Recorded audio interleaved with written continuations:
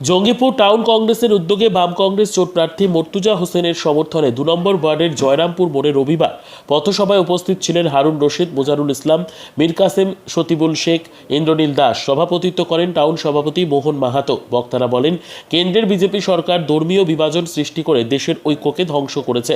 BJP সরকার সাধারণ মানুষের কোনো উপকার করেনি, একের পর এক জনবিরোধী নীতি গ্রহণ করেছে। বিজেপির বিরুদ্ধে প্রতিরোধ গড়ে তোলার জন্য ভোটারদের কাছে আহ্বান জানানো।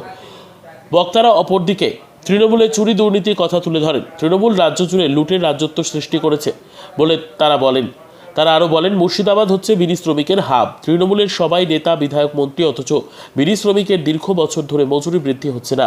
তাই বিড়ির মালিককে পরাস্ত করার আহ্বান জানানো হয়। ব্যুরো রিপোর্ট, দিনরাত স্টার নিউজ। যদি আপনারা দেখবেন 265টা বিল এই লোকসভায় তারা পাস করেছে, কিন্তু 165টা মতো বিলে কিন্তু এই তৃণমূল কংগ্রেস কোনোভাবে তুলে না, ভেতরে ছিল না। তারা ওয়াকআউট করেছে, তার সুযোগ সুবিধা করে দিয়েছে পাস করার জন্য। তাই আপনাদেরকে বলছি, আপনারা সজাগ থাকবেন।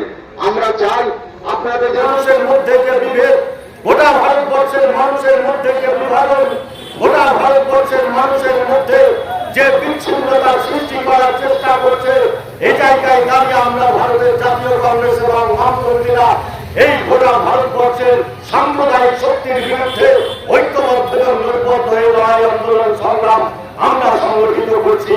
অনেক ক্ষেত্রে মানুষের মনের মধ্যে প্রশ্ন আসতে পারে, তার কারণে অনেকে মনে করেন যে ভারতের জাতীয় কংগ্রেস এবং বামপন্থীরা আলাদা মতাদর্শে বিশ্বাসী করে, আলাদা দুটো মেরুতে অবস্থান করে। হঠাৎ করে তৃণমূল একত্রিত হয়ে ঐক্যবদ্ধ হয়ে এই লড়াইয়ের ময়দানে, নির্বাচনের ময়দানে অংশগ্রহণ করছেন। তার কারণে গোটা ভারতবর্ষে যখন সাম্প্রদায়িক শক্তির মাথা যারা দিচ্ছে, গোটা ভারতবর্ষ যখন ধর্মীয় মেরুকরণের মধ্য দিয়ে চলছে, এই জায়গায় দাঁড়িয়ে বামপন্থীরাও স্বীকার করে এবং তাদের যে মতাদর্শ, যে ধর্ম নিরপেক্ষতা, সাম্প্রদায়িকতার বিরুদ্ধে গণতন্ত্রের জোটবদ্ধ, যারা গণতন্ত্রে বিশ্বাস করে, যারা ধর্ম নিরপেক্ষতায় বিশ্বাস করে, আমরা ভারতের জাতীয় কংগ্রেস আমরা ধর্ম নিরপেক্ষতায় বিশ্বাস করি। তাই জাতের নামে যে ভোটজাতি চলছে, জাতের জন্য নয়, তাদের জন্য যে লড়াই, এই লড়াইয়ের পুরো দল আমরা সহমত হয়েছি, আমরা সিদ্ধান্ত গ্রহণ করেছি। গোটা ভারতবর্ষের যে ফ্যাসিস্ট সরকার, গোটা ভারতবর্ষের সাম্প্রদায়িক সরকার, তাদেরকে এই বিভক্তের রাজনীতি করছে, তাদের বিরুদ্ধে আন্দোলন সংগ্রাম সংগঠিত করে ভারতবর্ষের সংবিধান তৈরির রচনা হবে। গোটা ভারতবর্ষের পার্লামেন্ট কিভাবে চলবে, গোটা ভারতবর্ষের কৃষকের তাদের ফসলের ন্যায্য মূল্য দেওয়ার সাথে আজকের এই নির্বাচনের গুরুত্ব এবং তাৎপর্য আমরা এখানে লক্ষ্য করেছি।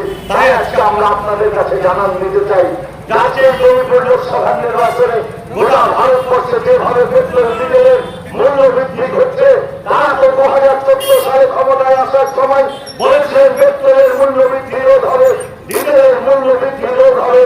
আর আজকে আমরা দেখেছি পেট্রোলের দাম বেড়েছে, ডিজেলের দাম বেড়েছে, রান্নার গ্যাসের দাম বেড়েছে।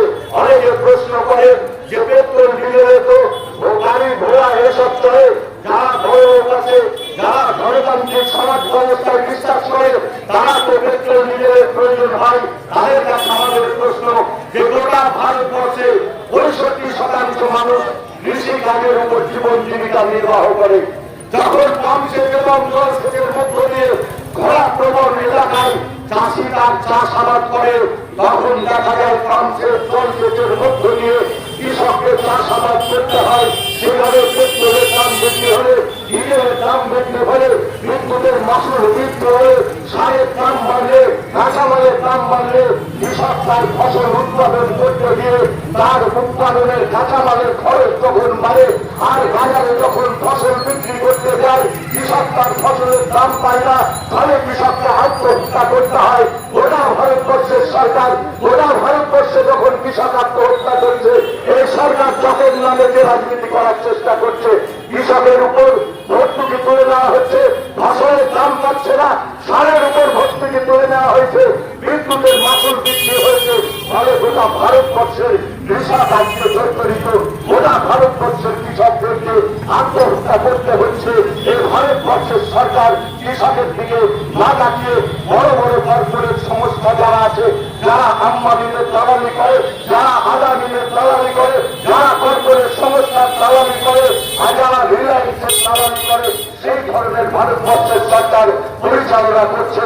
আমরা বামপন্থী এবং জাতীয় কংগ্রেস আমরা বলেছি যে কেন্দ্রের যে কৃষি বিল তারা পাশ করেছে, কৃষি বিলের বিরুদ্ধে আমাদের লড়াই, আমাদের আন্দোলন, আমাদের সংগ্রাম সংগঠিত হবে।